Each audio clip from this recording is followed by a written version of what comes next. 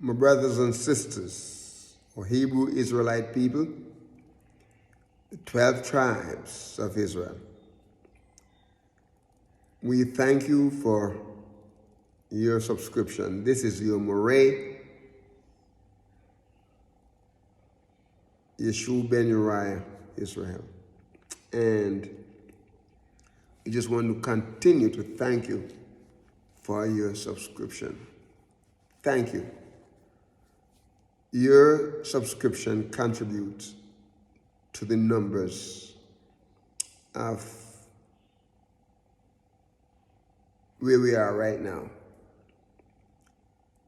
We still have over 200 subscriptions to make 1,000. And we want to ask you to continue to help us by subscribing and also by asking your friends and loved ones to subscribe. Last time we were talking about the curse of Ham that Noah talked about, and the curse that he mentioned there that he is cursing Canaan for the act that his son Ham did. Now, let me say this, my brothers and sisters. I don't know how often I've heard this. When I was in Bible college and seminary, this issue came up, and I argued it. Because none of the professors that held that view, and almost every professor that I had in Bible college held that view. They're coming from the old school. You see, 3 main religions help to contribute to this silliness: Judaism, Christianity, and Islam. Those 3 religions, they came up with this idea. And even though it has been proven wrong and false, they refuse, especially the Christians, they refuse to go back and make the correction. No. It's a view that they held. The old Puritans, and all those early Christian churches, they documented it, and there was no proof. It was all falsehood, but they held on to it. They held on to it. A passage in Amos, a passage in Amos that talks about, I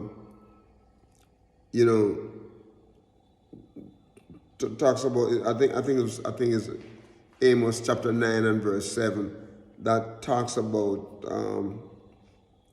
the people of Ethiopia, and some of the derogatory teaching that derive from that. Okay? Some of the Bible scholars that we have, some of the Bible commentaries that we had, use some of those ideas and documented them and act like they were true. Like I said in the previous session, can you imagine a drunken man cursing someone? Drunk. You drink and you get drunk. And then you don't have much sense. So the curse that Noah made upon Canaan, his grandson, hardly came out to nothing, because if you go back and you check, Canaan had 12 sons and there were 12 princes. They were wealthy people.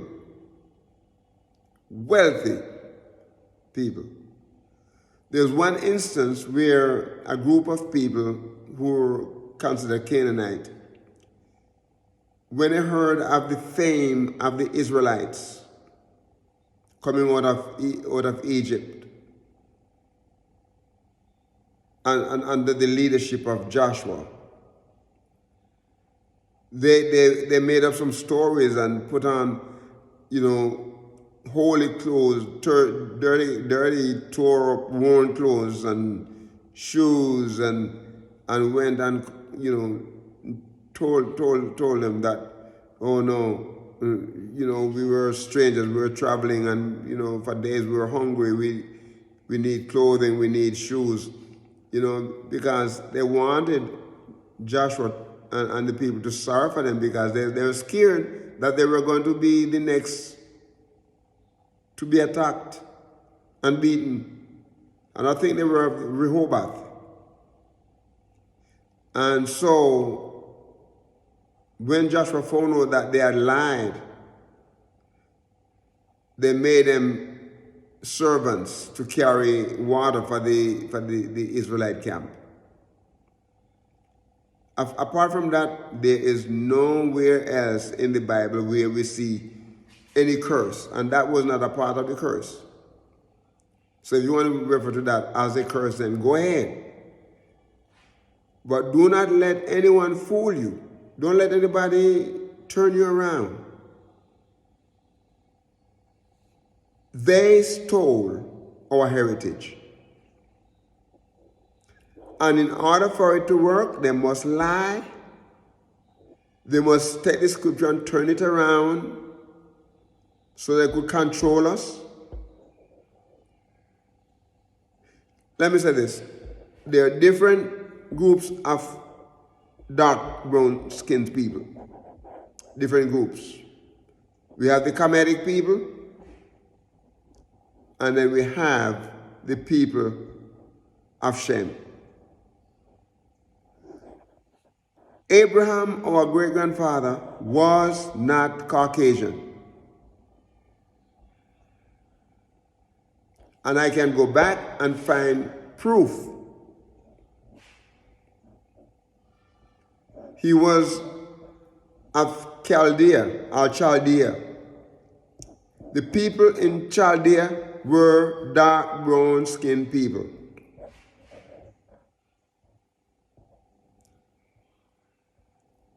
Abraham was not a European.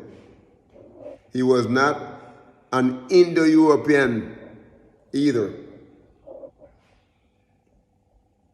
So those so-called Jews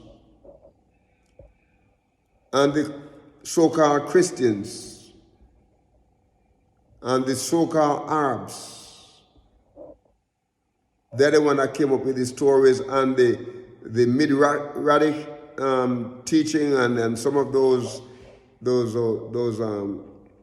Jewish rabbis came up with all this foolish teaching, had no proof, but made them up, and people took them and ran with them.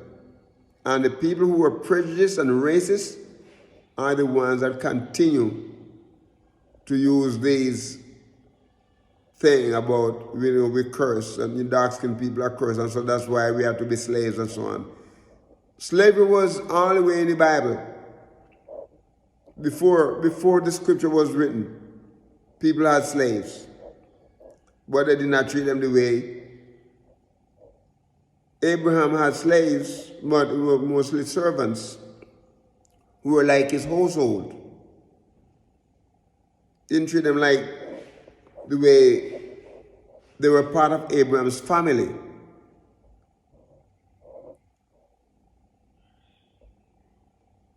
And so let me tell you this, my brothers and my sisters. There is nowhere in the scripture, do not let anyone fool you. There is nowhere in the scripture where Yahuwah curses us. The only kind of curse was upon us is because of the disobedient of our ancestors. And it's a curse be those who do not follow and obey the commandments. But when we turn around and turn to Yahuwah, and we're doing the thing that Yahuwah, it turns into blessings. The curse turns into a blessing. The Gentile people are the cursed ones. Because Yahuwah knows them. He knows their heart. He knows their culture. He knows everything. And this is the reason why he had warned our people not to mix, not to intermarry with the Gentiles. They were our enemies. And so there is nowhere in the scripture that tells us that because we are dark brown skinned people that we were cursed. The Jews, the so-called Jews that came out of whatever it was, the Middle East, people from Afghanistan and Uzbekistan and all those places. The Turkic people are the original. Those who came in and adopted the Judaism religion and went all over Europe spreading. Those are the people that Hitler killed, so many of them, because they were all claiming to be something that they are not. And in Revelation it talks about woe unto the Jews who claim that they are. But he said they are of the synagogue of Satan. Don't let anybody turn you around. Don't let anybody turn you around. The ancient Israelites, my brothers and my sisters, were dark-skinned people. We are the people of the book. They came in, they took our heritage and they tried to turn us around and make us. They're the Gentiles. And for years, for hundreds of years, they made us the Gentiles, and many of our ancestors and our people did not have enough sense to reject that. They believed that because of the punishment and the suffering that they were going through, they believed that they because of Noah's curse, that they were also cursed, and so they have to go through, and they were dogs and sorcerers, and they were no good, and they were drunkards, and they were thieves. Let me tell you, my brothers and my sisters, our people learn how to steal from following the Gentiles and the ways of the Gentiles, because this was one of the rules in our commandments. Thou shalt not steal. And this was one of the commandments that they did not, because the punishment that comes with it was severe. My brothers and my sisters, let me say this. Don't let anybody fool you. The Christians, the Jews, and the Arabs came up with this foolishness that they could not prove.